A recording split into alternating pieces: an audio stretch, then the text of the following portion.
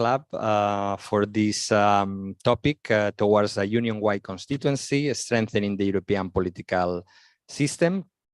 Well, as you can see, we have here today, and I'm very happy that we were able to have Andrew Duff, Danuta Hübner, and Leinen together in the same room with me, because they are the MEPs that have worked. Is that true? Well, you may be right. But of course,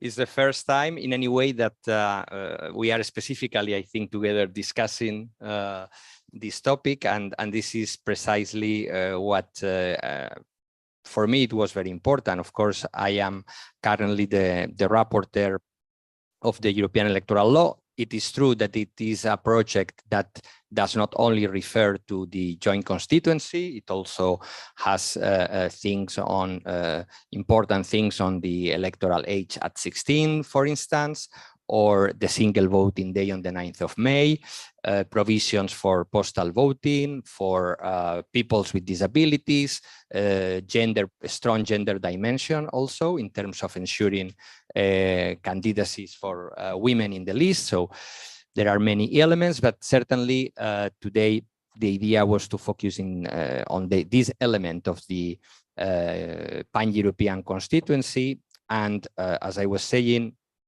I'm very glad that we can have this discussion. I'm not going to use the floor too much, particularly now at the beginning, because this is an effort that it did not start with me. In reality, it didn't start even, we go back in the time to the late 1990s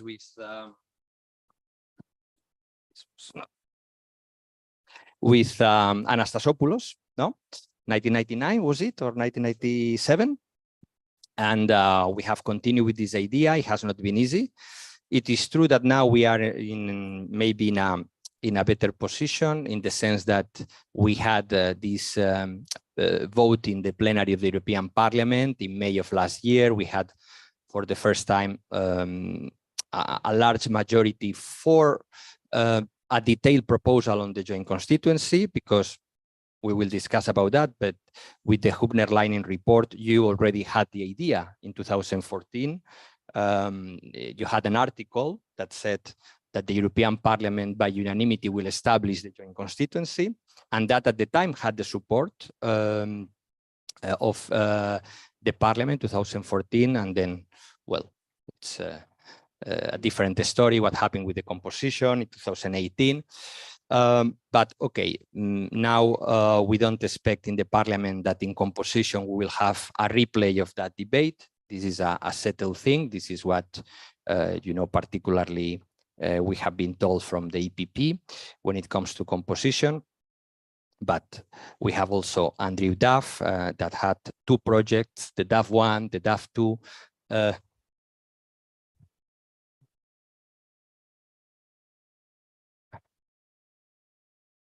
Well,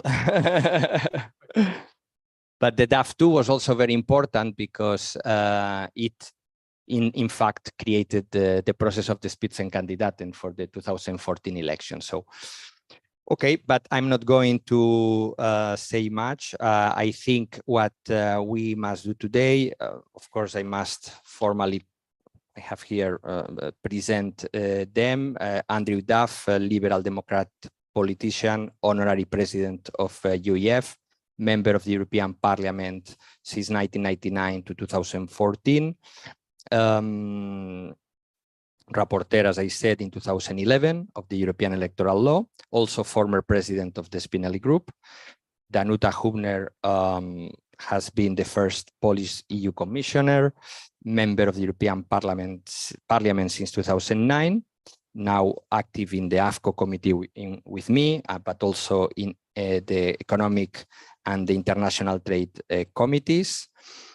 You have been also Minister of European Affairs in the Polish government and co-rapporteur with Joe of the previous European electoral law project in, I said 2014, I meant 2015.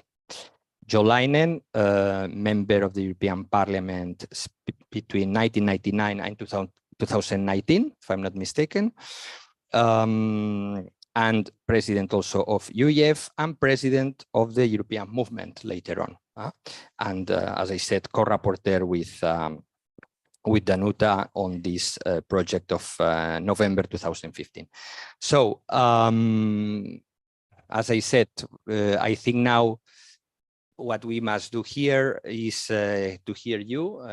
We can do it in chronological order of the projects. So first Andrew and then Danuta and Jo. So on the basis of your past experience, and I know you have been following, and by the way, Danuta is currently in the AFCO committee. And I know you continue to follow closely because we have conversations and you ask me how things are going. What do you think? What do you think we can do? As you know, the state of play now is tough because the council so far is, but this is not news. It happens also in other files in which the parliament has the right of initiative, is not engaging in negotiations with us because they claim that they are too divided to find a common position on everything. But of course, we from the parliament are insisting that this is not a reason not to engage in negotiations, that it is true, it is a special legislative procedure. Unanimity, which is a tall order, will be no doubt required at the end of the process, but the council cannot expect to launch the process having already a unanimous position on all the elements. So this is the dialectics in which we found ourselves now. I have not explained the rationale of the joint constituency. I think this is known, but Andrew, you can also maybe take the opportunity to remind basically the three objectives that we have had in mind for this project. So over to you. I think it's here. Better stand up so I can have a look at the audience and they can look at me. Hi, everyone. It's a great pleasure to be back here in the press club in Brussels, speaking to friends, I hope. I've been brooding a lot about the history of this troublesome question of transnational lists and electoral reform. Of course, all parliaments find it hard to change because the MPs were brought in under a system which has worked in the past for them. So parliaments are in themselves often a brake on change of the electoral procedure. I think that was the problem we confronted in the convention. Domenec failed to say that I was in the convention, but I was. And we discussed this issue peripherally, and it was quite clear that my colleagues from the parliament were not in favor of actually trying to assert the cause of federalizing the elections to the parliament at that time. Of course, the issue was also sensitive because some countries would have had to have surrendered a clutch of their own MEPs to the transnational faction. That was going to be a tricky problem to transcend. Brexit, of course, has solved that problem. I think if there was any positive consequence of Brexit, then this is it. I can't think of anything else. But it's clear that the issue of electoral reform was also always connected to the issue of treaty change. Now, I argued when I was first rapporteur that it would be possible to bring in transnational lists under the present treaties and then codify the treaty afterwards, after the facts of the matter on the ground. I think if the political will had been there, that was correct. But clearly the political will was not there, and there is undisputedly a dissonance between the Article 14, paragraph 2, as it stands, with its prescription of digressive proportionality, and the concept of transnational federal lists. I would, if I were in the Parliament now, try to instrumentalize the issue of transnational lists to strengthen the argument for treaty change. I would also seize the chance, if we're changing Article 14, to have a look at Article 14.3 to speak of not only of free elections, but of fair elections. I think if one were to do all of that, it would significantly strengthen the position of the court if it were confronted with a case for an unfair election in, for instance, Mr. Orban's country. I would also have wished that we, in the first instance, would have connected the change of balance of power in the Parliament, the first chamber of the legislature, to the need to have another think about the voting procedure in the council, the second chamber. And here I think that that argument is now starting to be more fruitful. And there are at least two serious proposals to alter the voting weight in the council. One concerning a square root formula on population for the 27, but the other returning to the formula that was first agreed in the Treaty of Paris, ladies and gentlemen, the Treaty of Paris, which is a hell of a long time ago, to have a sort of graded weighting process between countries of large, medium, and small. And I think if one approaches the issue to say, look, on the Parliament wants to do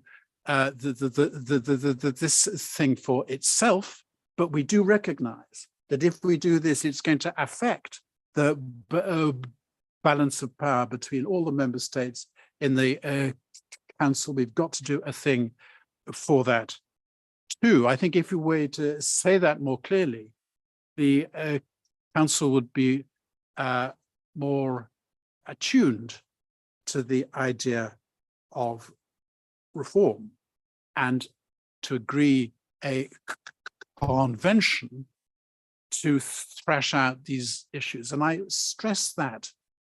I think the idea abroad here in Brussels nowadays that you can do everything by agreement, by consensus, when it comes to constitutional reform, is complete nonsense. I think what one needs is contest, to compete, to clash opinions and interests with each other. Of course, in a controlled, managed, transparent way. And the place to do that is in a convention when bargaining on a large package of issues, including transnational lists, as the first call of the parliament at a convention is the only chance of succeeding in achieving agreement. I'd also say that we ought not to be distracted by peripheral issues, the question of the polling day and postal ballots and the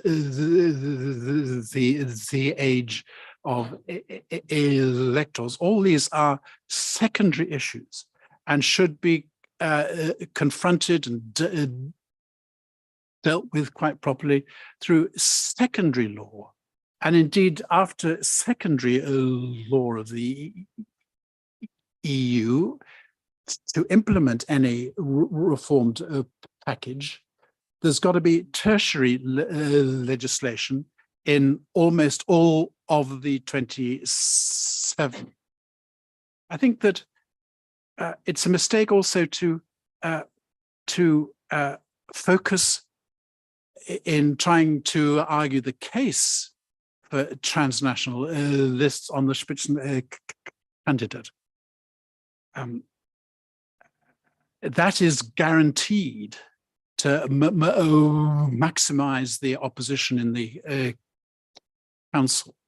I think a parliament that was clever would say that it understands the necessity of respecting the treaties. If one is not going to respect the treaties, then let's change them. But in the first instance, when it comes to the appointment of the president of the commission, the treaty is quite clear that the candidate should be proposed by the council and disposed by the parliament. And I think that to try to, I mean, it's quite fun in federalist circles, and I've been part of that argument for many years, and indeed the fun to argue that the parliament should seize control of the process of finding a new commission president. But actually, on thinking about it further and more soberly, now I'm out of the parliament and indeed completely out of the union. It is the normal process of parliamentary democracies that governments propose a leader to parliaments which can accept them or not. I think the most dramatic thing that this parliament, or to be elected in 2004, would be able to do is to decline to accept an inferior nomination of the president of the council, of the commission. So to try to emphasize the central purpose of having transnational lists. I want to come back to that. And this is where I will conclude my remarks. The principal purpose of having this reform, as far as I'm concerned, is to force into being proper federal political parties, which will compete with each other and with national political parties for control of the parliament, to politicize the process of election of the parliament, to build a cadre of good, strong political leadership in the parliament from all those elected on transnational lists, and to have proper political parties that can speak to the electorate from the federal authorities here in Brussels, and can discipline members of the parliament, and that's necessary apparently, and to control the groups who are now, as far as I can see, free of any serious accountability to the electorate. Now, the Swedish presidency could and ought to accept the proposal of the parliament to change the decision-making procedure for the passerelle. That, from this parliament, was a splendid proposal, and it was made last June, and the Czechs, or the French, for heaven knows why, the French in the first instance declined to progress the matter. The Czechs, of course, sat on it on purpose, but the Swedish presidency now has a chance to fulfill its duty under the treaty to send that proposal upstairs to the European Council. And after it is there, there has to be a decision by a simple majority of the chiefs to open a convention or not. And this is where we stand. If Sweden declines to fulfill its responsibility under the treaty, then I strongly urge Parliament to take the Council to the court for failure to act. I think that the Swedish presidency's path would be eased if it were to propose to set up a group of reflection to more seriously consider all these big constitutional questions on behalf of the Council. I would suggest that Mario Draghi would be a good chairman of this group, because the convention needs to be properly prepared with an awful lot of options or alternatives are articulated before it begins its work. But at the core of Parliament's message, it's if I can have this term, red line, is to introduce transnational lists for the European Parliament at the next election, which will be, of course, in 2029. Thank you.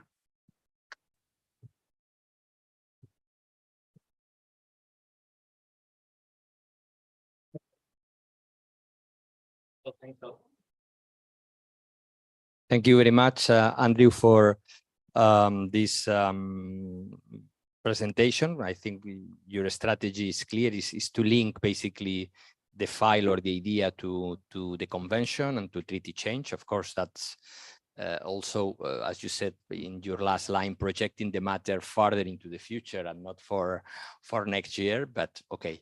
Now we move on to Danuta for another 15 minutes.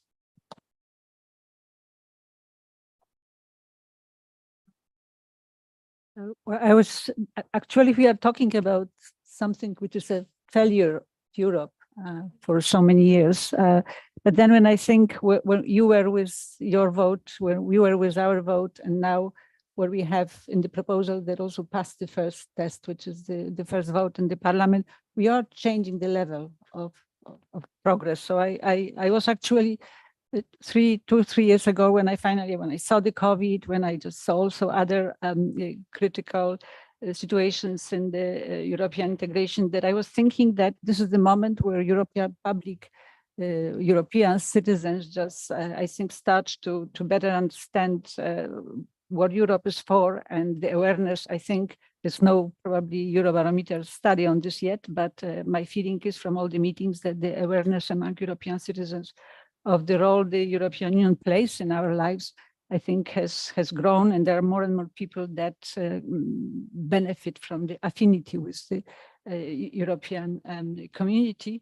And then we had the COFE, but COFE was the conference. Sorry, was just indeed an extremely important dialogue across Europe, and was also a factor that made people understand how strongly Europe matters. And I think also the understanding that European public goods should be really appreciated and are extremely important in our life. That was through all the shocks and climate, energy, and of course the Russian aggression. So I think that we had over the last years a process of stepping up the supply of European public goods, and I think people indeed understand better how Europe, what Europe is about, how Europe is also run, and how everything can be threatened by geopolitical situations, which require also common reactions. So I think that the relevance of Europe in the context of economic shocks, in the context of political risks, also that the relevance is today not questioned, except for some, I don't even know what words one could use. I could just give the example of the government of Poland that would just explain everything. So I really think that looking at the European elections as a moment where Europe really starts, and where Europe elections as a process which should be sufficiently European, visibly European process, that is just still lacking, but this could just add to this growing awareness of the importance of European public good, could add a lot. That's why I think that it's important to just go on with this torch forward, whether it will be 24 or 29. I still hope for 24, but I know there's not much chance. But I think we intellectually and emotionally, I think Europeans are understanding better and better that Europe should start with the elections at home.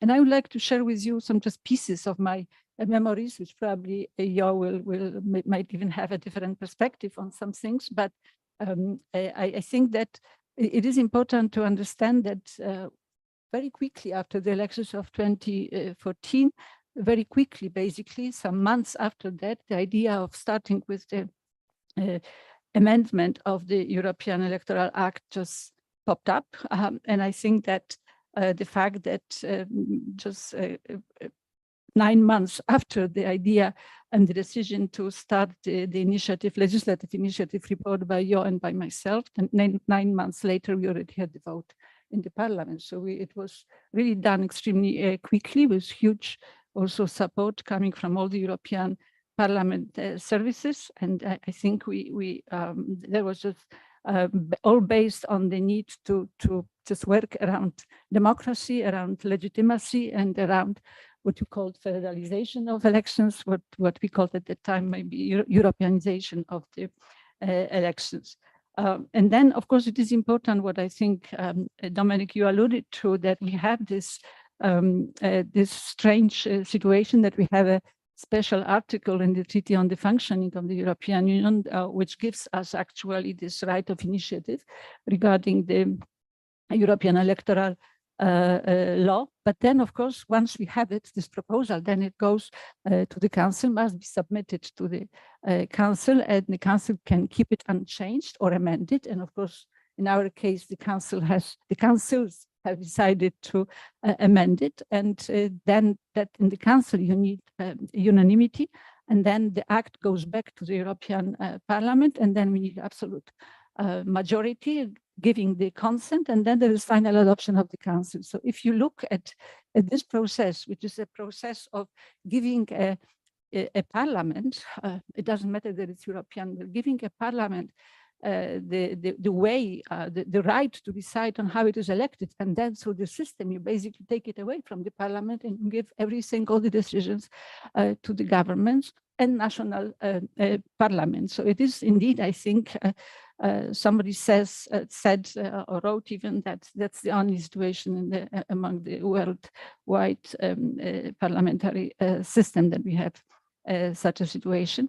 But the way we do it, this is a situation which invites difficulties, because you have a lot of institutional interplay. The procedure, which is also unknown to anybody, is also quite cumbersome, and we are not deciding on ourselves as members of European Parliament who represent now the citizens of the European Union. We are not allowed to decide how we are elected. So that's my sort of kind of first flashback that comes to me when we had this, when we were discovering, I think at least I was discovering this procedure back in end of 2013. But my second flashback goes also, which I understand was an issue for you, Dominic, to decide that we have these two options, that we could go to this unified electoral system, or we could leave in place basically the national approaches, but we could give stronger common principles that would bring some harmonization. And of course, guess what? What we chose with Job, of course, we chose this second option, that we will allow them to keep the national systems, and we'll try to bring as many elements of that would harmonize the things as possible. And that was just a pragmatic approach, nothing more, because we believe that that was giving us a better chance for a positive outcome of the process. Then third issue, which I would like to mention, was also that in the meantime, when you look at the 76 Act of 1976, which was used for the elections in 79, and if you look at European Union in 2015, when we were there, and if you look also at the world, the challenges, sorry? No, it was just, we looked at it in 2015, actually, when the whole thing, when we worked on it, even though the vote was in 2018. So that's absolutely clear. But if it was a different world, it was different Europe, and we are still stuck with this past system, and the way we were elected was, I think, was not really fitting the needs or the landscape in which the elections took place. So that was another thing that we understood, that it's time for change. But then there was a very important, I think, incentive, which was later on very frustrating one, which was the German Constitutional Court, which has been, I think, you would probably correct me, I don't know how many times the German Constitutional Court was consistently opposing a percentage threshold in Germany for the European elections. And the reason was, as we were informed, that this threshold for European election does not exist in the European law. So we also worked. There was a lot of politicians coming from Germany from different political groups coming to the parliament, pushing us, insisting we have to go fast. We need just this change of the law to get also the threshold into the European law. So that was indeed a situation which was, I would say, difficult, because not all of the member states were just involved in this or were supporting this type of approach to the threshold that Germany had. We were very divided in the European Parliament also, because some colleagues saw the threshold as a risk to democracy. We had a situation that we had exactly from Germany. I think at that time there was 7 members of basically not of existing parties, that members who were elected, but they were not representing any constituency. So we understood that this is just unnecessary fragmentation of the European Parliament, which doesn't have any political value. But of course, it was very difficult to convince also other political groups or all political groups that this approach is the one that we should follow. The most difficult it was for Spain, who was not interested in, and Spain would be covered by the same approach if we had it. So we found a compromise between Germany and Spain on this issue, and Germany was satisfied with the solution, but at the end, Spain was satisfied with the compromise, but at the end, they didn't even bother to start ratification. So we made a huge effort, and then Spain just was not interested in having the ratification of the new proposal. So those changes that we proposed were also going beyond those difficult. We also those difficult ones like threshold, but we also put a lot of emphasis on this Europeanization, so visibility of European political parties, which was also, if you remember, extremely difficult for some political parties to allow of some member states or colleagues coming from some member states to put the European political parties logo on the ballot. That was just like unthinkable. Even then, we also achieved a compromise on the deadline for establishment of national lists, because we had situation that some colleagues knew in the European Parliament already half a year before the elections that they will be on the list, or they're already on the list. And we had at that time the Spaniards who just learned it like 2 weeks before the elections. We had extremely difficult, different situations. So we also tried to make this national establishment of national lists a bit more harmonized. We also have the right, introduced the right to vote for the European citizens who were residing or residents in the said countries, and all those new systems of voting that was already mentioned. We had also agreed, we found agreement in the Parliament on the common deadline for the nomination of lead candidates for by European political parties, and the creation of something that we were changing the names. It was also cross-border joint constituency, I think, at our times, and with the list that would be headed by the lead candidates. The fourth issue I would like to mention is our cooperation with the Council, because that was absolutely fundamental and also frustrating, not as much as with national parliaments, but also frustrating. We worked with 5 presidencies. We started with Luxembourg. I remember I don't remember, if you were with me or you were not, and I was alone invited to the Coreper lunch by Luxembourg. That was second half of 2015, where I remember the shock that from the member states, from ambassadors from the member states that traditionally had been extremely strongly pro-gender and sensitive and understanding, where they couldn't understand why we should have the articles or the issue of the gender on the list in the European elections.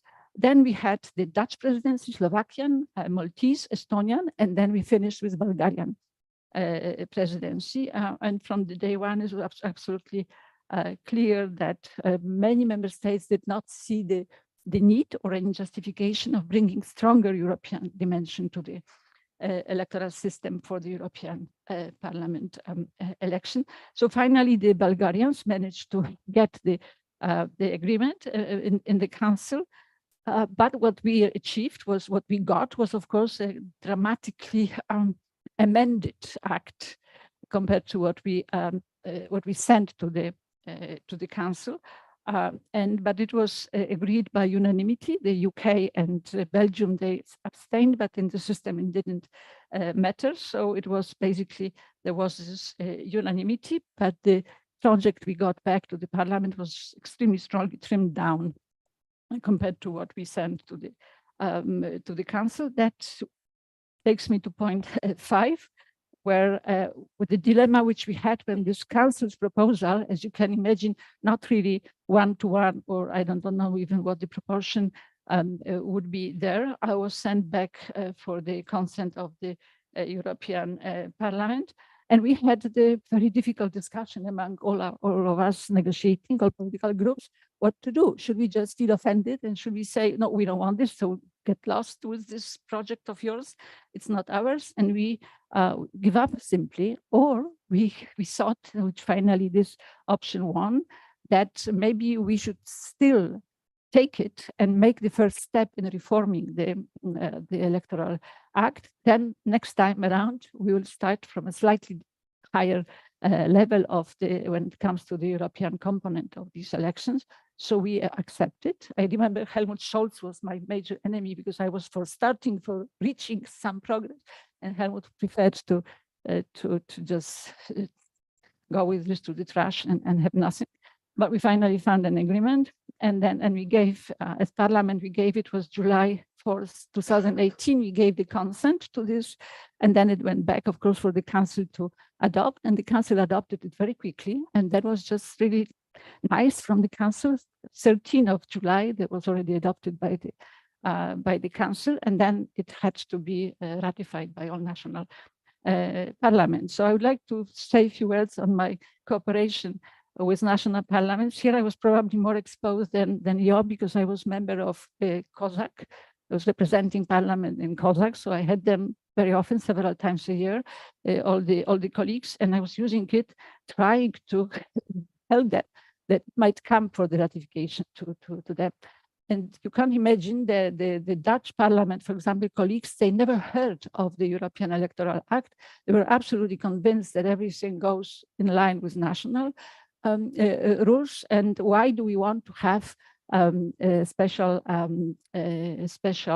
right to have a special system for the European elections? So it was extremely difficult because the arguments were hard also to understand. Finally, we even had, I don't know if you remember this procedure because we don't talk much about it, but there was this early warning procedure on subsidiarity already there in place. So 6 chambers from the European Union parliaments, they tabled these reasoned opinions to stop this legislation, but that was not enough, and so they were not successful.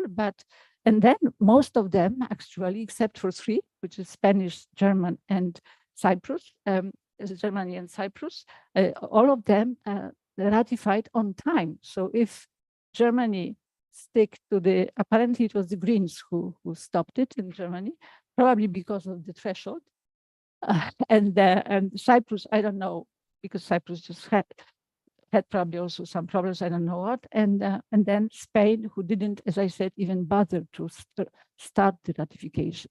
So that's why we, in spite of this commitment finally to ratify, we didn't have this ratification. And on substance, I think we achieved a lot of European visibility in the whole process, but of course the lead candidates issue and the transnational list, or those cross-border constituencies were only in the recitals. So that was the big success that we got. And I think that I just to coming to the last sentence I would like to share with you, because I started at the beginning just because this is a piece of history of European electoral law. But I started my observation, my talk with observation that the last years proved very clearly for me that citizens need more Europe, need more European public goods, are more aware, and that also if you look towards the future, stepping up the supply of European public goods, I think is key for our future. And I hope you will find it in this commission. I never remember the name, this green industrial communication that we got today. There will be also more European public good, but I really think that maintaining this successfully the brand of Europe requires a Europeanization of elections, because I think this is really where Europe begins for many people when they first meet those who will be representing them, and they talk to them and they ask them questions. If they cannot do it in an atmosphere or in a framework that just clearly European one, I think it's then very difficult also to understand that those elected guys just do things on behalf of Europe or on behalf of citizens in Europe. That's why I think that I still hope that we will win before 29. I didn't mention 29. I didn't mention one thing, that when the council finally rejected the transnational list and the Spitzenkandidaten, then the president of the European Council, who was Donald Tusk at the time, he made a commitment with member states in the European Council that we cannot do it now, but we will do it for the elections of 2024, meaning they made a commitment, but it was just not a binding commitment as usually with European Council. So that's why we are where we are. Thank you.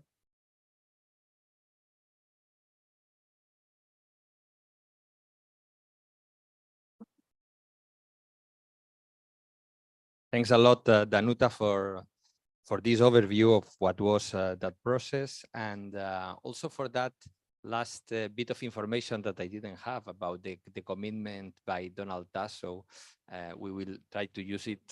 We'll try to use it. Yeah, but it's the same institution, no? So the institution, you could say, is at least politically binded by that. And then, of course, just one brief comment before passing on to Jo Leinen, you co-rapporteur of this project. Your work was not for nothing. First, because even though this is even very controversial, obviously, at this stage, there are 3 pending ratifications. You will never know what will happen with that, no? But apart from that, all the elements that were in your report, we carry them over in the current report. Plus I thought it was out of friendship.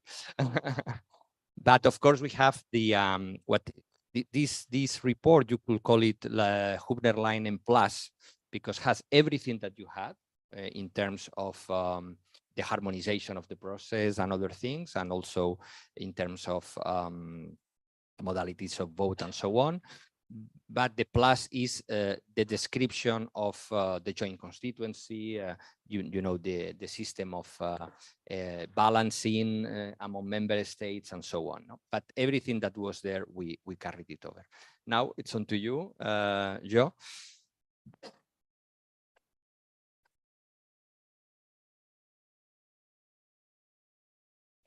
Thank you, Domenec. First of all, I'm really excited to see so many people around the topic of European electoral law, and especially I think about the transnational lists, which is the core and fundamental proposal in it.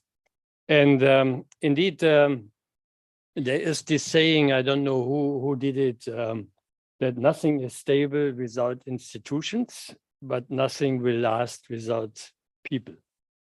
And if I look with this proverb on the EU, we can say, good, we have was Monet, no? I was not sure whether it was Monet or somebody else. Yeah, that's true. It's a famous saying. When he looked on the EU, he had this saying, nothing is stable without institutions, and nothing will last without the people. So if I look on the EU, institutions are rather stable. We have the Court of Justice, out of question. We have the Council of Ministers, yeah, out of question. I don't speak how they are performing, but they are stable institutions. We have then, when it is elected, a commission that is not depending on elections in the 27 member states, which is a big advantage. Yeah, that's for 5 years, more or less stable, or it gets sanctioned by the parliament by 2/3 majority, which was nearly once done. So Santa went before there was a vote in the plenary in 98, I think it was. No?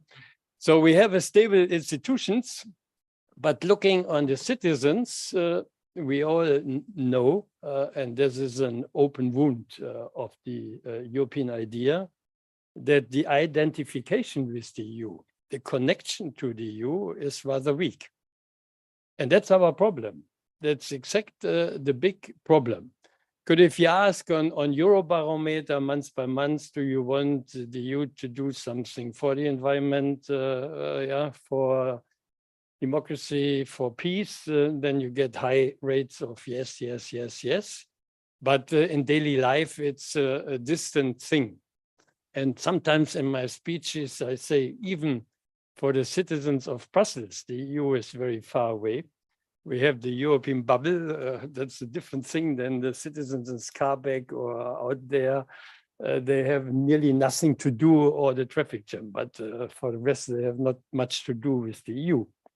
So that is the big deficit and a democratic challenge. How to identify, how to connect the citizens with the project of European unification. And the treaties give a clear answer. We look for a participatory democracy in the EU. And I hope out of the Conference on the Future of Europe, we get a direct element next to the European Citizens Initiative with citizens panels. That's one outcome that probably will last and help us to have an opinion of randomly put citizens together that give a judgment of what they think is good for the public good, as Danuta was saying, the European public goods. That's the aim, to identify not national interests, but common European interests for common European public goods. So that is a good element, but then the treaty clearly states that we are a parliamentary democracy, a representative democracy, that citizens are asked to go to elections, the European elections, and vote their representatives for the European Parliament.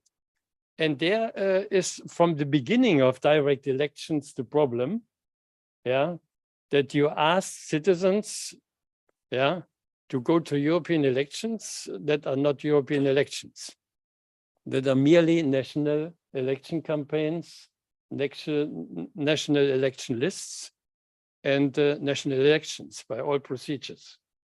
And so the Basic Act in '76, who was asking for a harmonized system on EU level, was never done. A few changes, but it was nearly never done. And therefore, I'm happy that Andrew already in the period before was the leader on this project. Then when I came to the 2014 back to the AFCO, it was a little bit my motion immediately to ask for, again, a European electoral law. And Danuta, I remember at the beginning that you have been juré. What is this in English, juré? Juré? No. No. Fluchen. Fluchen. What is fluchen? Swear. Swear. This project is so difficult. It's so complicated. Why are we doing it? But we did a good job. And you remember that 5 presidencies and how many times we have been this co-repairs. Anyway, I think we did a good job because, as Domenec was saying, there are a lot of elements in. And I can tell you that the German government decided this week that for the next European elections, we have election age 16. So we have already Austria, I don't know others. So we had the gender balance, which is more and more followed by the parties. We had the point that I made in the final speech in the plenary, that millions of Europeans are living outside the EU. And I mentioned that 1 million is living in Switzerland. And at the time, now that has got lost, 3 million are living in Great Britain. And most of them cannot really vote. Switzerland was white, Great Britain was not white, but I had another. So people living outside the EU and therefore voting by mail is important. Good. Some countries don't have it. We have it. And I think it's a good thing that you can vote wherever you are for European elections. Now, what I want to say, from the very beginning of the direct elections in the '79, there's an inconsistency between that idea to have a common parliament and a fragmented electoral system. And it is even more inconsistent with the Lisbon Treaty, where clearly is stated that the members of the European Parliament are representing all the union citizens and not only the citizens of their country. Yeah. Not the peoples of the states, but the union citizens is explicitly the wording. And therefore, I think, I don't want to ask as well, go to the Court of Justice, because you have not to take a bloody nose at the end. You have to be careful what you do. But it is clearly, you have the Treaty of Lisbon, and you have the still fragmented electoral system in the EU. And for me, since I was active in the federal movement, federalist movement, for me was clear that European democracy needs directly elected European parliamentarians, and that would engage as well real European political parties, because I was rapporteur for the Statute of European Political Parties, and I'm disappointed and frustrated because they are not advancing. They are a club to meet the heads of the parties and the special envoys for European affairs, but it has nothing to do with what we call a party. And it's only partly their fault because they have not that challenge to run for elections, to gain mandates, and to exercise power. And a party is not a golf club or an NGO or what. It is party is a special element in democracy to synthesize interests, go to elections, and if you have a majority, to shape society and politics. And that is not possible on the EU level, and it will not be possible as long as we have not transnational lists.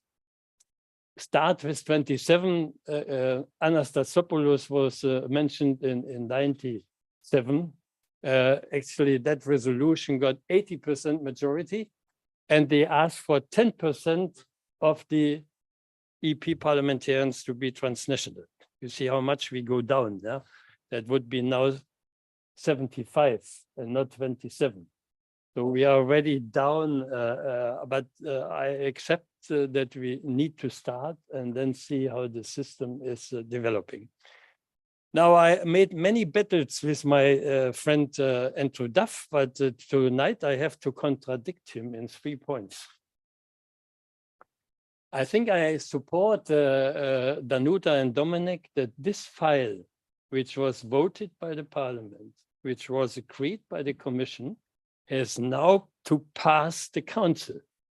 And we should not wait till we have a convention, whoever knows when it comes. And it should be a file on its own.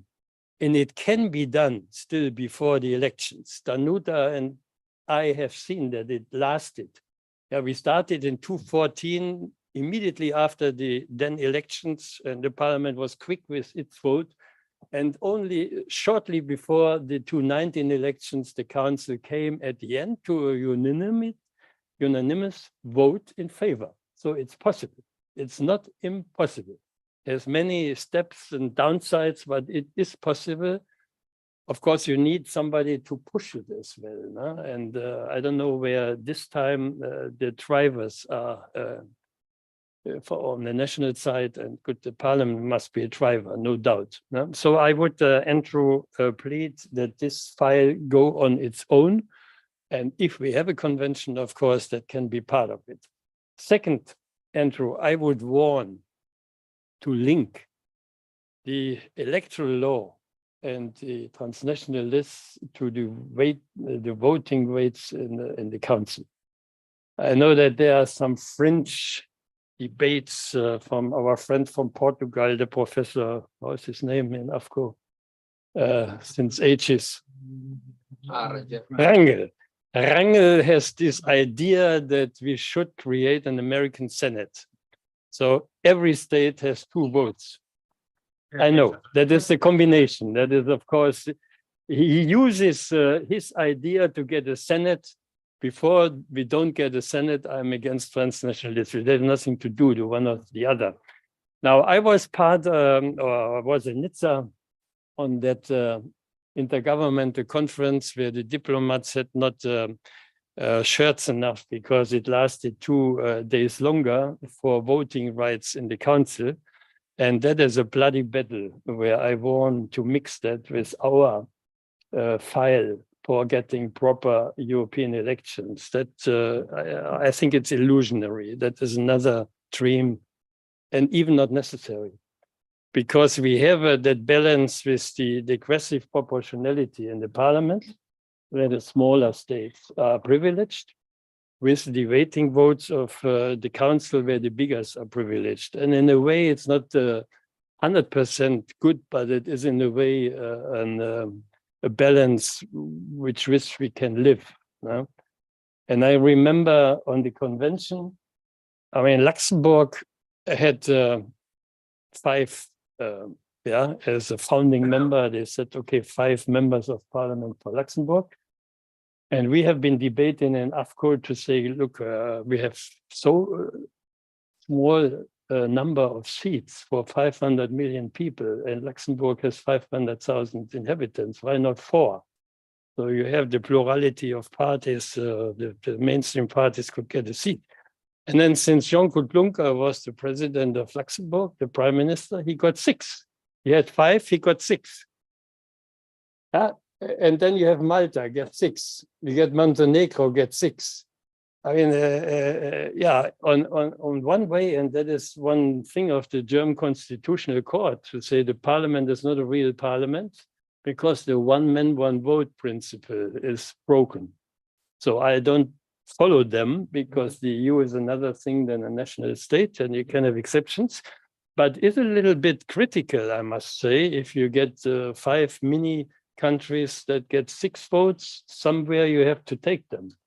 And then representativity is at least not by ideal. So done. So Andrew, don't combine transnationalists with a Senate idea. That leads to nothing. And the third is then, of course, if we have a European constituency with transnationalists, the top candidate, the Spitzencandidate, must to be number 1. If we have transnationalists. Yeah. Well, I did misunderstand you, because you said should not be on the top. That is the natural thing, that the party congress before the elections have a personality, woman or man, who is then, of course, the top of the transnational list. That person is still not president of the commission. There I agree with you, because there we have the treaty clause that after the elections, the European Council gets in consultation with the parliament. That failed the last time. There was not proper consultation, or it was not wanted.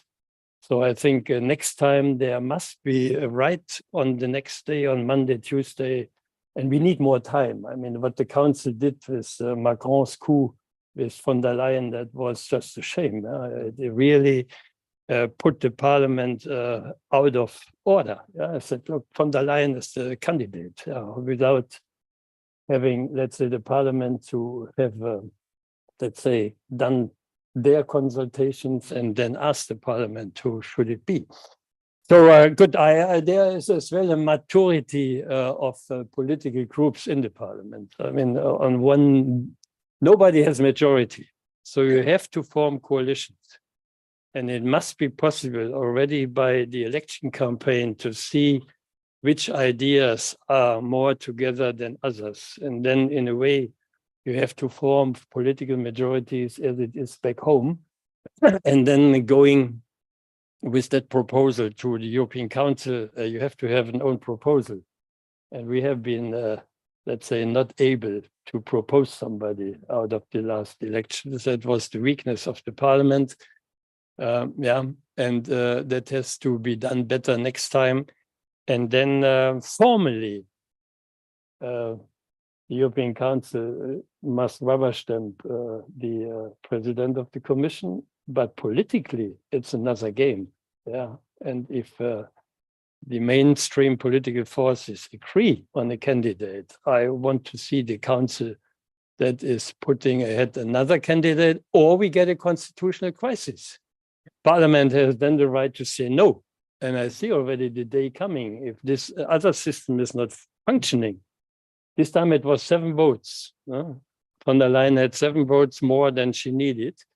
And And next time it could be 7 votes, not enough. And then we have a constitutional crisis. Okay, then that's reality to go. Anyway. You don't have a crisis. You apply the treaty, which obliges the chiefs to find an alternative candidate. Yeah, of course. But you know that probably, you have to look on what we do with the EU. We have elections in May. Yeah, Parliament comes really together in June. Then we have the July plenary, where twice already the president of the Commission was not elected, Barroso too, and von der Leyen. So you have all these negotiations, and Barroso was even elected in November. So you don't need to have a too long, empty political time. Yeah, so somehow.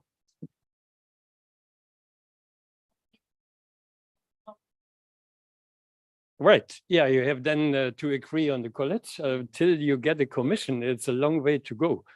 And if by chance you have 2, 3 commissioners candidate that fall and have to be replaced, you know. Therefore, I hope that our system here in the EU gets more mature from the side of European political parties, that they know already before the elections what they want. The parliament to not to be too much like this, but to be able to form majorities. And then, of course, you need good people. And therefore, good Domenec and Danuta, congratulations that you continue that battle. It might be the last time, then we are happy. If it's not the last time, we continue the next period. Thank you.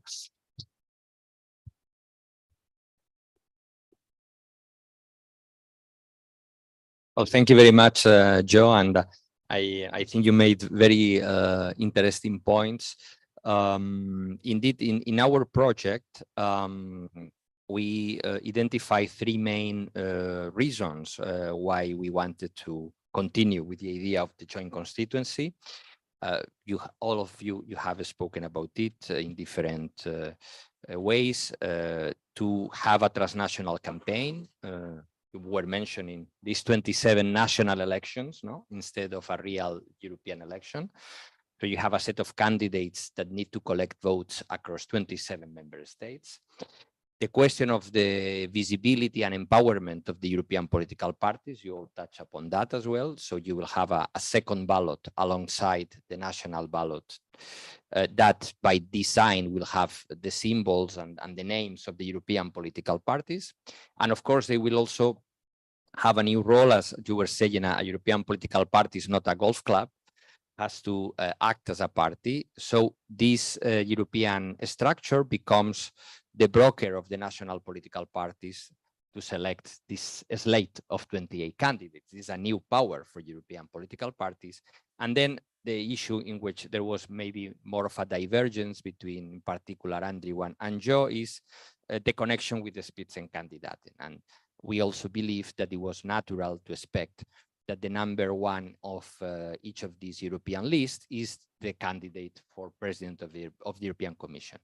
Having said that, it is also true in our project that this is not a legal principle in the proposal. This is the political game. We just expect the European political parties to do that, but by no means they are forced to follow that route.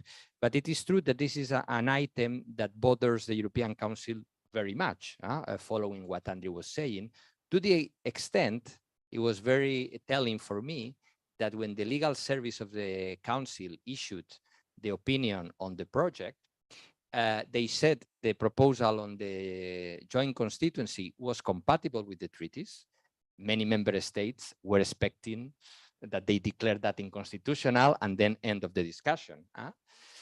On the other hand, they declared that our having regards, that as you know, they are not binding, on the game of the Spitzenkandidaten with a bit of support of the, the new system was indeed against primary law. So it's interesting how they, but okay, I'm not going to say more because we have still a bit of time. No one left the room because what you said was very interesting, but maybe also because there is the catering. Huh? So don't go away. Yeah. Someone, you wanted a Coca-Cola and you were refused? Well, thank you for letting me know.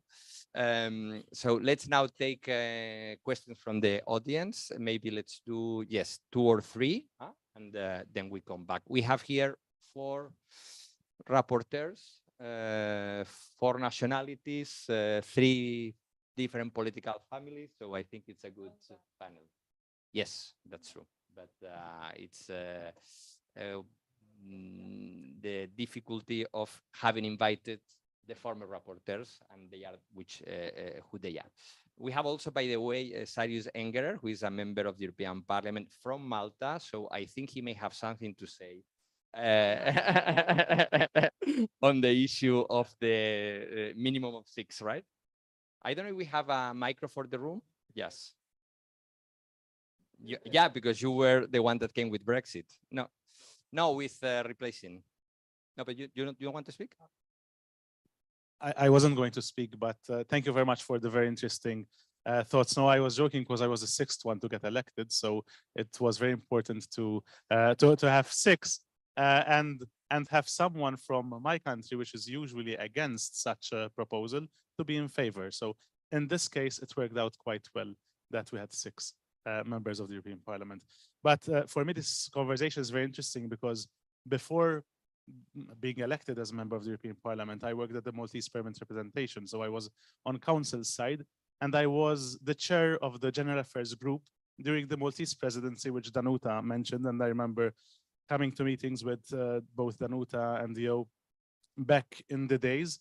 I'm not going to go into the history of all that happened because obviously that's interesting. However, I think that I really agree with what Andrew said when he mentioned the fact that we need to separate what is the most important thing coming out of this proposal with all the secondary aspects, which are very important and very that they should be there, and we should continue pushing them. But I think we need to make a distinction between what is essential to move forward and what could come afterwards as things progress in the following elections, because then we can harmonize the elections. But at the first place, we really need to have a European election which would have a joint constituency. So I think that that is very important. If I had to look at council side, because I was there during 2017 when we were really working on the electoral reform, was our main priority. So we had the electoral law and the mandatory transparency register, which today we speak a lot about its importance to be mandatory once again. But back then, one of the biggest problems that I saw within council, at least at my level where I was within the working group, was the fact that given unanimity, you had a number of countries, but specifically one, we all know Mr. Orban was mentioned earlier on, the way that all discussions on every single topic, even if that topic was, I wouldn't say not important, but one of the less important proposals coming from Parliament, I don't know, voting by post, for instance, or the day of the election, or the nominations to when they should be done. We had one country continuously simply stopping the discussion, saying that we're not going to discuss this because we have unanimity and we don't want to discuss this. So one after the other, after the other, after the other. And that was the situation we had in council back then. The discussion on the way the council functions, the voting rates in council, unanimity, QMV. I'm not going to go into that. My national position is very different to what the majority might think nowadays. But I think this is a whole thing that we really need to unite together in order to move forward, as Yo was saying also earlier on. So thank you very much for the interesting insights. It is always a pleasure to listen to history as it has been made by those who have written history. So thank you very much for all your work.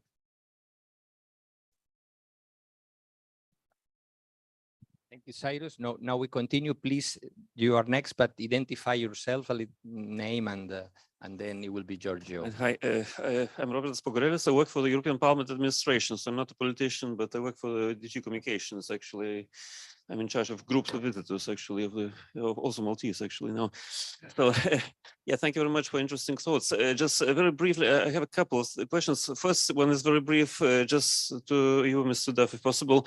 You mentioned that the principle of digressive proportionality in terms of distributing the seats would not be compatible with single European constituency, if I understood correctly. Why would it be so? I mean, I didn't understand the argument. Maybe you could answer that. And then just some comments. Well, I'm from Lithuania myself. Like, I'm from Lithuania, and in small countries, it's fair that, you know, those on this transnational list would be someone from a bigger country, you know, who'd be elected. Of course, I know it's not about countries. It's supposed to be about one single Europe, yeah. But tell that to Lithuanians. I mean, many of them would still think that, you know, the MEPs are supposed to represent the country first. And, you know, if we have this constituency, then that would be the Germans or the French would be elected, or Italians. Okay, that's one thing. Another thing is the argument about two types of parliament members as well, which is like super members who are elected in the single European constituency versus the national ones. How would you answer that? How would you counter argue? Thank you. Okay, let's take the third one. I will come back to the second question because the first is for Andrew, but our project has provisions precisely to tackle these two issues. Giorgio. And gracias. So I'm Giorgio Clarotti. I was a candidate MEP in 1989 in what was the first transnational party. It was called Initiative for a Democratic Europe, and we could run in only 3 countries because we didn't manage to run in other countries. We got 500,000 votes, and I tried again with New Europeans in 2009, with some of the people here may remember. So I have some experience of transnational lists. I'm now a European federalist, as you know. The question is, so it's almost 30 years that I'm trying to push a transnational college. I'm learning Polish now to be ready to speak to 300 million Europeans in their own language for the 2029 election. Which is a difficult language. What are the chances that your law, which is a very good law, and really congratulations collectively to the 4 of you for the fact of pushing that for 20 years, because I've really seen the push in AFCO for that, and congratulations. What are the chances that the law makes it for 2024? All the parties are now preparing their programs. There are discussions on lists, and of course, if you are successful, the situation would really change, because then people like me might be an interesting candidate for the transnational list. And there are people from small countries, I will reassure you, sorry to preempt your question, who can be excellent candidates, because people from small countries tend to speak more languages. And a Lithuanian will get votes in all the Baltic countries, for example. He could be seen as a natural candidate. But the question is, from your experience from the different parties, what are the chances that we get the vote? And can citizens help? Because we were talking last month of citizens helping Parliament win the battle with the Council member states. Thank you. Okay, so maybe Andrew, you go first, no? Because there was this direct question. Yes, I don't know if you want also to. Yeah, I mean, on is the Article 14 problem that if we introduce transnational lists through primary law, which it has to be done, because yes, how the Act is primary law. There is going to be a dissonance, as I described it, between the Act and the treaty. And in the end, that will have to be codified. I think it can be introduced under the present treaty, but it can't stay as it is under the present treaty. And then on the other question, I mean, are there no Lithuanians who can be attractive and powerful and fluent enough to be put on party lists rather high? I rather suspect that's not the case. In fact, I happen to know quite a few of your country folk who would look awfully good on a transnational list, and there's a formula to see that there's a fair play between the nationalities. On this issue of classes of members of the European Parliament, this is often brought up that we're going to have a cadre of super federal heroes and then a second-class group of national MEPs. I think that's not the case.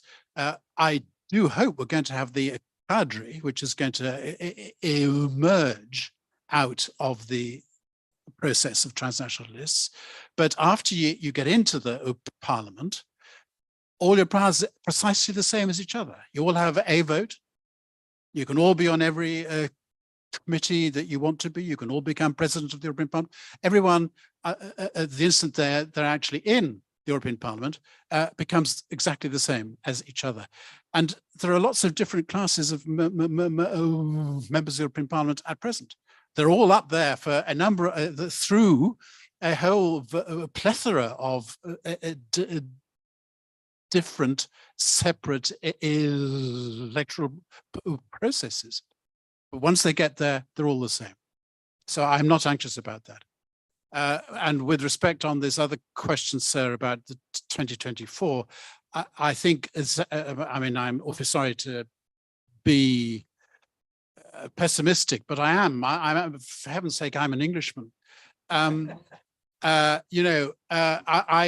think that even if there is political agreement on the principle of transnational lists in primary law, then there's a whole lot of other secondary legislation that has got to be brought in and implemented. And for that, ladies and gentlemen, you need a compliant, constructive commission to help the Parliament to do this. And we haven't got that at all. In fact, my greatest disappointment is the fact that the Commission has collapsed as an instigator of federal change in Europe. Yeah, I ask you to be a candidate again next time. You have nothing to fear because nobody is touching this systematic of representation in the parliament. But one thing you said, distinguish first class and second class questions. But then you mentioned that you had already agreed to everything. Yeah, the council has by unanimity agreed to all the so-called secondary things, voting age, voting time, gender. The formulations have been made weaker, that's true. But that is nothing new. So you can, let's say, live with your proposal. The new thing is the elaboration on the joint constituency. Now in Germany, we have a two-class voting system. We have 50% of the members of the Bundestag get elected directly and 50% by lists.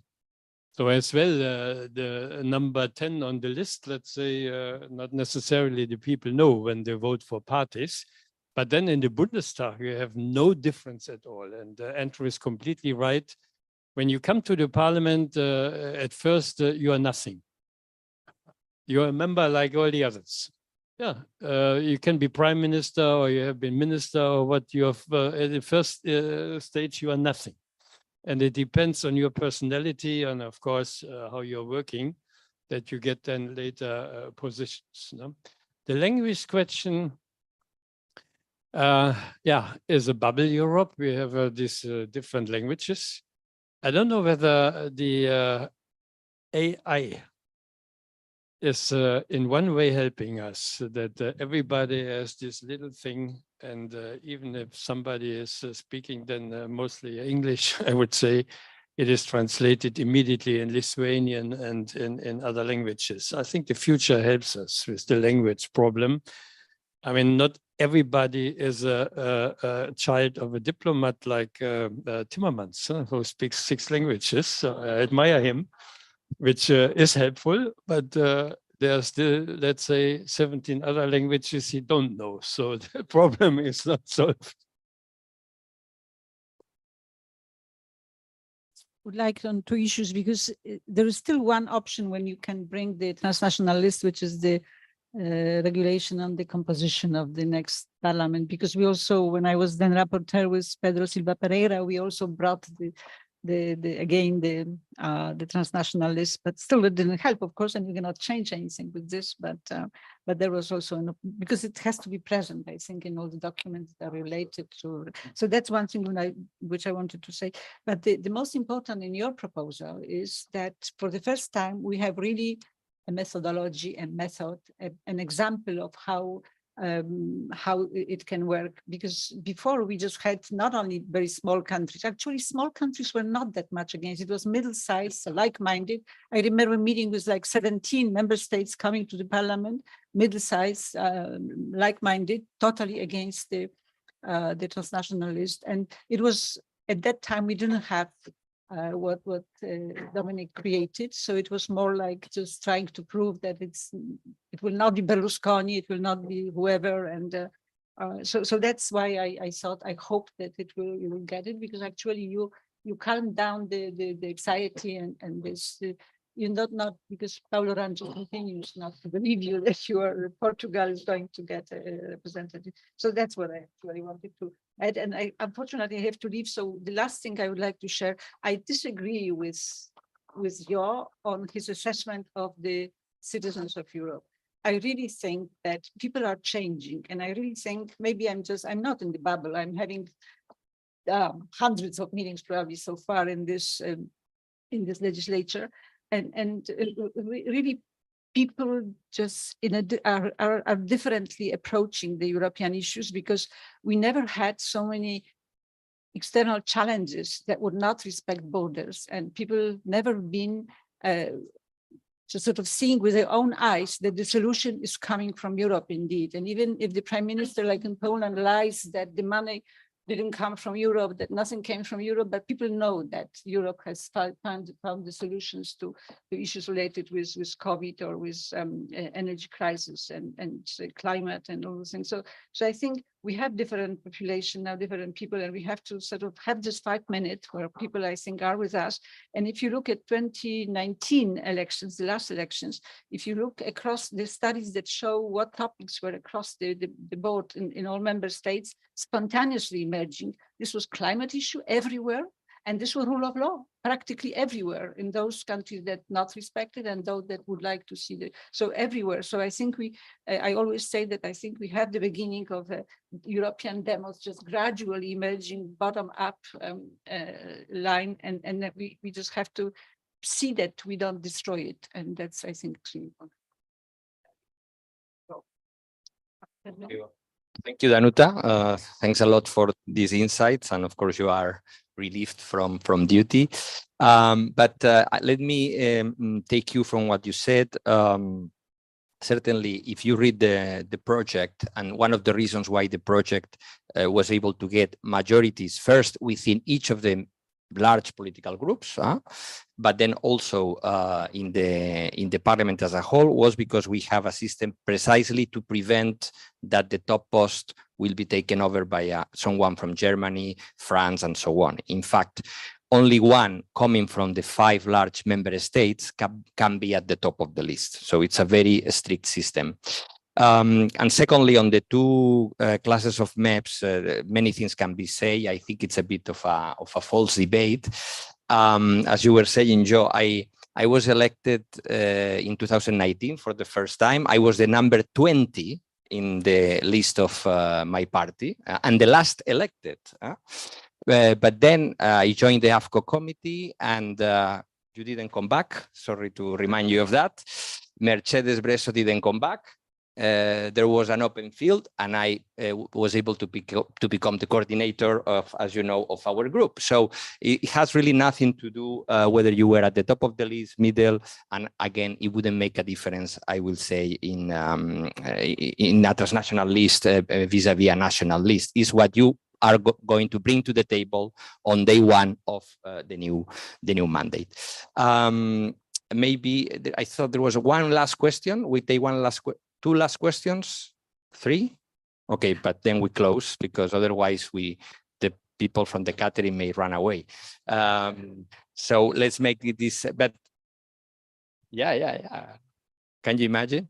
So let's take these 3. Please, go ahead. Actually, I know you have to leave, Danuta. I want to thank everybody, but I was very interested. I think it was you. My name is Nina Wolf. I'm a writer, and I'm actually writing a book about the development of the European Union via the Residence Palace, but that's another story. The question I have actually is, you mentioned branding, the branding of the European Union vis-a-vis like the trickle-down theory to the regular people. And I, having lived in Europe now for 3 years, that when I speak about this neighborhood and your White House, our White House, which is the Europa building, nobody knows what I'm talking about. So it's very clear to me that somehow this concept of branding needs to be brought down throughout the member states. That's question, it's a comment. Yeah. I think we all agree with you, and that the question of communicating and how to make people just feel this affinity with Europe, which is something which cannot be done from Brussels. I always thought that it must be local mayor or whoever who's living next door, and who will be next year as well, elected or not elected, who just talks to people about Europe and who proves to people the value of Europe. But also, I think that what I see now, and I hope will be also for the future, that Europe has shown over the last years that it can deliver even on issues related to health, for example, where you didn't have competences, but there were solutions coming to European to citizens' problems and the issues that they were worrying about coming from Europe. But we cannot have just like what we always were saying, that if you spend 5 days a week on bashing Europe and as politician and talking all the bad stories and saying those guys in Brussels, they are killing us, and then on Sunday you go to the elections or Saturday and expect that people will vote for you, we cannot get it. So it is, I think, the awareness raising also of among the politicians that their duty, their responsibility is also to bring Europe to people and keep people in Europe, because we are individually, we're nobody in the world. We are so small. I mean, just, this tiny peninsula that is, and then Eurasia, and we can, if we don't stick together, and we are not, we all know that, but we have to do probably more and different. Now, I stay suspicious. Of course, the war has created that awareness for the moment, but it's when the war is over, a year later. No? We cannot, let's say, count or let's say, have a European awareness on the number of crises. It should be an ongoing thing even without crisis. Right? So with crisis, of course, it is the limelight that Europe should do something and can do something. So my point was that from the citizenship, you are a EU citizen, whether you have a right to vote your representatives direct, of European level together as European citizens, and not only international. And there was years ago from Oxford a nice study, I still have it at home, asking people how they feel on European elections. And the outcome was the outcome of the survey that first, many European elections are secondary elections and not primary elections. And second, that they have been a little bit affronted with the internal of the parties at home on the election campaign with the European project. You have quite a number of countries where you have an internal battle and the party's opposition is trying to gain advantage over the government parties, and then you have not real European election campaigns. You have internal political quarrels. It improved a bit. I observed that from 1999 to 2019, it improved, I must say, but it is still happening. And therefore, you are alienating the citizen, calling them for European election, and they get caught into an internal national quarrel and battle. It's impossible. It has to be solved. And it can be solved by, let's say, having as well direct European elections on the EU level. The number, okay, 27, I mean, it's 8. Yeah. The 27 plus the president, but it's like the number of EU parliamentarians is 750 plus the president. So we have 751. That's the story. No, will be an Olympic exercise. The old member states and the new ones, the small ones and the big ones, the poor ones and the rich ones, and the men and the women. Wonderful exercise, but it can be done. Okay, let's take the last two questions together, Alessandro and then Catherine. Thank you. Very quickly, I'm Alessandro Giordani from the European Commission. I work in DG Communication, and I'm responsible for the networks in the member states, communication networks. I have one question. I find all this fascinating. How do you imagine, how do you picture the ideal electoral campaign from one man or one woman in the union-wide constituency? I mean, won't they have the temptation to campaign more in their own member states, or will they have to? I mean, practically, yeah, not from the rules point of view, politically. I mean, wouldn't it be almost obvious that they would concentrate on their member states or on a bunch of member states, or will they really be able to campaign across the board? And how many votes will they need with respect to the votes of their fellow candidate in the national elections? Will they need much more? Will it be so that even the selection in the lists will need people which are much more visible because they know since the outset that the challenge is much higher? So how do you imagine the ideal campaign of a man or a woman actually, or the most efficient campaign of a man or a woman who's a candidate in that transnational list? Thank you. Catherine? Europe of UEFA. Sorry to come very late, and I doubt the time will be available to answer a question that I want to put to you, which is outside the box maybe, which is given that whenever we discuss Europe, whenever we try to problematize, we see that citizens have become more aware of Europe. I'm truly convinced of that, as Danuta said.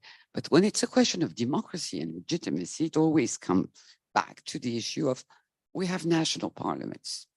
So to put it in a nutshell, would it be a good idea to break silos, to break this closed dialogue between Parliament, I'm trying to be a bit provocative there, between the European Parliament and the Council, which is unfortunately very much based in Brussels, to ask, for example, the presidents of the commissions in national parliaments to run as transnational candidates or run as lead candidates on transnational lists, because they have, supposedly, I think they have worked on European issues. They have this sort of dual identity, that they are part of a national government, parliament, and they have this European profile as a kind of intermediary step. But this is because we are a little bit tired of inertia, of this current standstill. And maybe you have an idea of how to break the standstill, but there is a standstill. Maybe dialogue, I mean, true dialogue, not just chat, with national parliament would be a way to break the standstill. But sorry, I come up with this idea very late. Thank you. Okay, so Andrew, Joe, you have, well, maybe Joe, and but you like also. That's a good question. How is the campaign looking of those on the list of the EU constituency. Up front, I would say, of course, all the 28. I guess then we have 28. The parties will have a list of 28, and I don't know whether it makes sense to have then the double number, yeah, which is 56. Now, that's I think that all the European parties would have a list of 28 people. If you are on that list, I mean, you are expected to make campaign not only in your own country, but in others. But indeed, not all the 28 will be elected. So there comes your question in. Are the double candidates? Are the candidates on the national list and on the European list? I don't know whether you have solved that problem. That is possible. It's possible. Because if they want to be member of the parliament, they have as well to campaign in their country, in their constituency. No? Maybe being on the list of a European list that could help in some way to say, look, this is our candidate for the European list. That could help. No? But it's a good practical question how such a campaign will look like. I mean, your idea is only one sentence. I would say I would warn against candidacy that are not serious. Let's say that, as I understood you, that the presidents of the European affairs committees and national parliaments are running if they not really want at the end to be in the European Parliament, and they are running just to be on the list, and then they say, oh, I stay home. Then you would discredit the European list. I think I would more favor that then those who really want to be member of the European Parliament should make the double candidacy on the European list and then look at home as well. If that doesn't work, that they get through the national list. Yes, I agree. I'm strongly opposed to the idea of dual mandates. In fact, they're not permitted under the treaty anyway, for a number of reasons, both historic and contemporary. On the campaign, you ask a good question. I don't know what the answer is, but what I do know is that it'll be a very experimental campaign.